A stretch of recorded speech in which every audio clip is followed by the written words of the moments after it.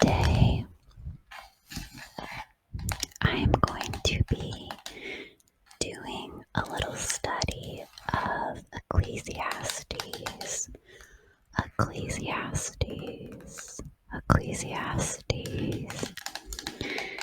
which was actually one of the first books of the Bible that I read before becoming a Christian.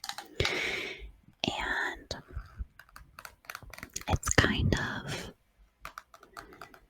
a little bit depressing to read when you're not a Christian, but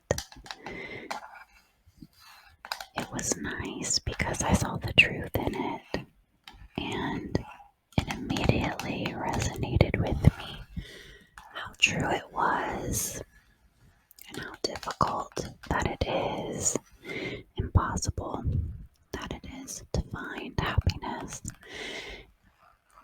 and meaning in life outside of God. So this book was written by King Solomon, who is the son of King David. And he was someone who basically had the whole world at his feet. He had the education, the money, and the social status to do anything that he wanted to in life. So Solomon is reflecting on his life in this book and the ways that he attempted to find happiness apart from God.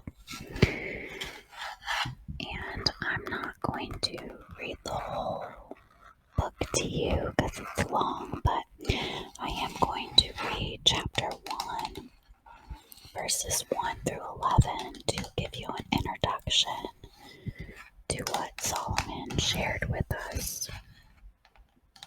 So let's start at Ecclesiastes chapter 1, verse 1.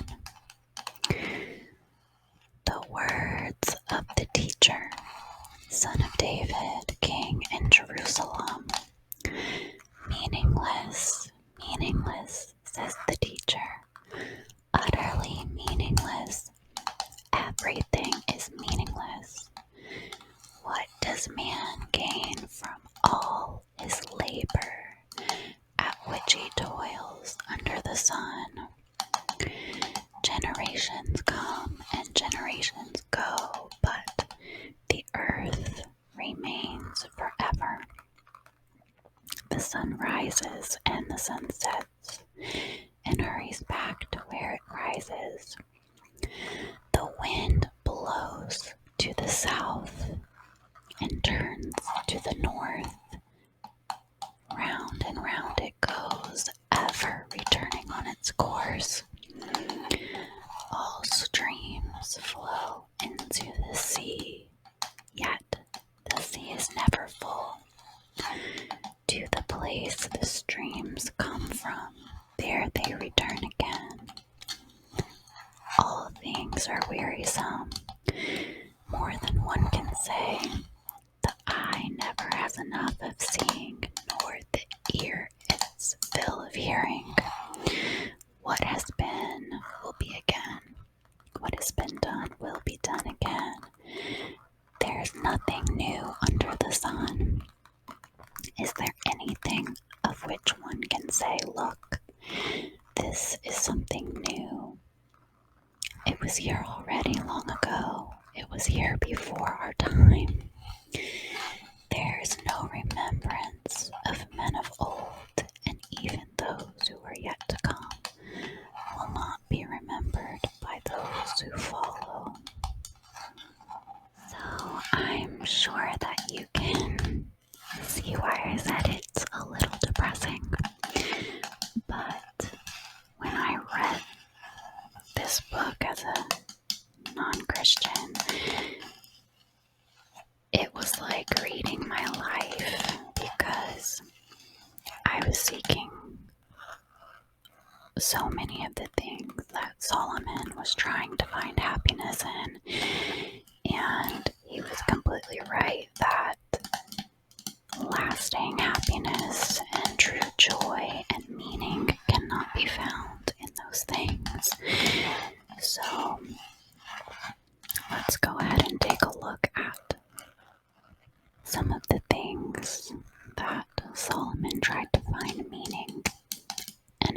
reason. The first thing was education or wisdom. So King Solomon is definitely regarded as a man of very, very great wisdom. But he found that this did not make him happy or give his life any more meaning. In today's culture, we might think, oh, if I could just get my degree, I'd be happy. Or a scientist might think, oh, if I could just figure out the function of this cell, my life would have meaning. But in the end, this is not true happiness or meaning. Of course, education is a good thing and can bring you knowledge and a good career, but in the end, it will not bring happiness. In chapter 2, verse 15, Solomon says, "The fate of the fool will overtake me also. What then do I gain by being wise? I said to myself, this too is meaningless."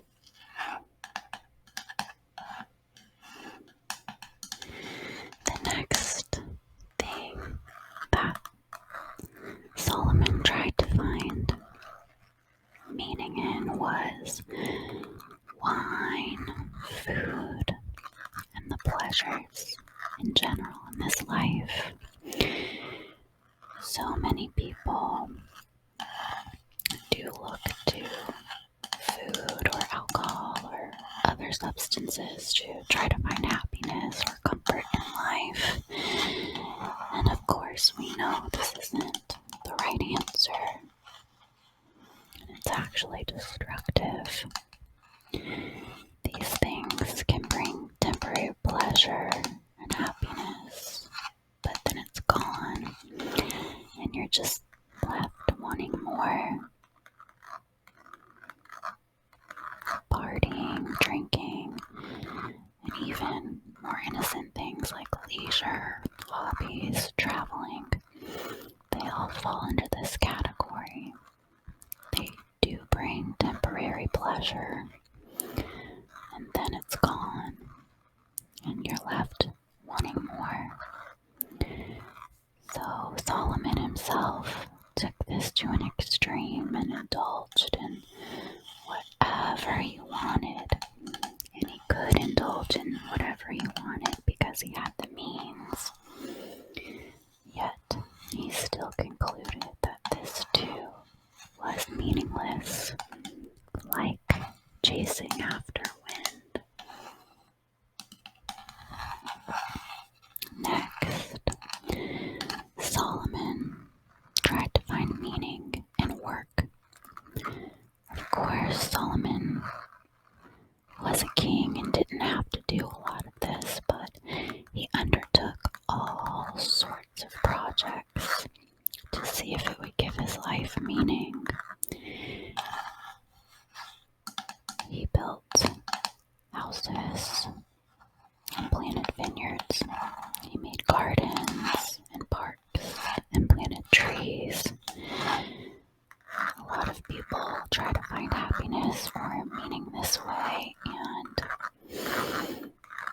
you think, if I could just get this promotion, I'll be happy. Or if I could just finish this project at my house, I'll be happy. Or even if I could just work out more and lose this weight, I would be happy.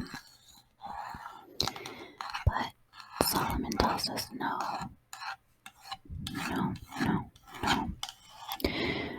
We will not find lasting happiness or meaning in these things.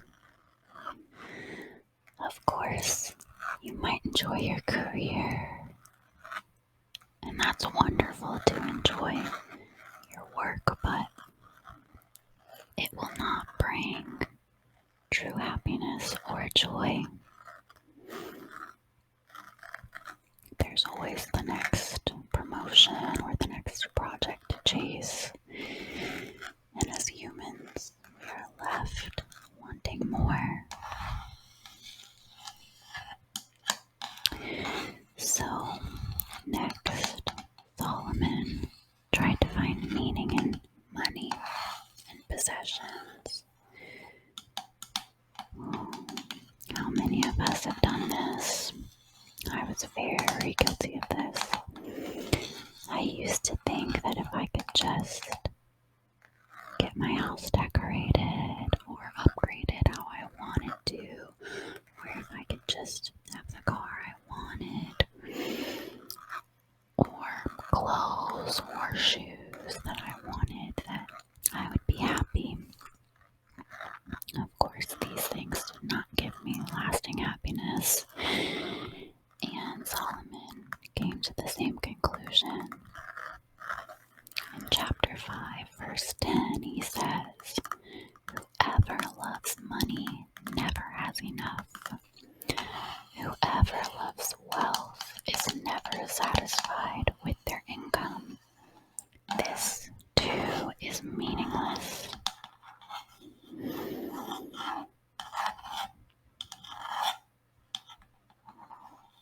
When you love things and you love money, the more you have, the more you want. So these things will never bring lasting happiness, meaning, or satisfaction. So Solomon tried to find pleasure, purpose, and meaning in the things that many of us have in the past. And some of us are still guilty of doing this on occasion. And he found out that it was all meaningless. Solomon's conclusion is that true happiness, meaning, and joy cannot be found in worldly things, but only in God. Only in God. Only in God.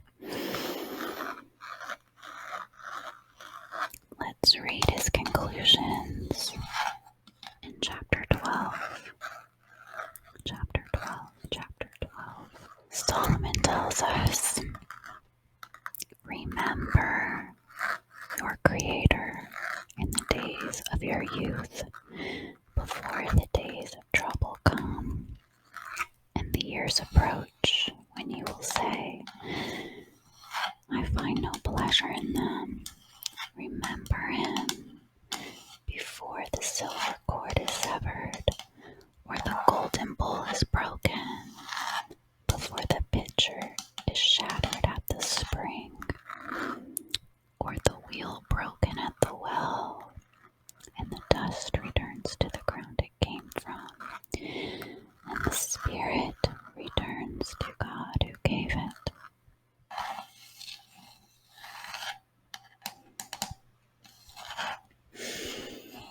I just found this whole book so powerful. Like I said, it basically described my life, just searching for purpose, searching for meaning apart from God, and of course I was failing. And now I'm so thankful that God has given me purpose and given me the strength to live out my purpose. And I'm so thankful that He's made me better and He's healed my heart. I hope that you guys enjoyed this video.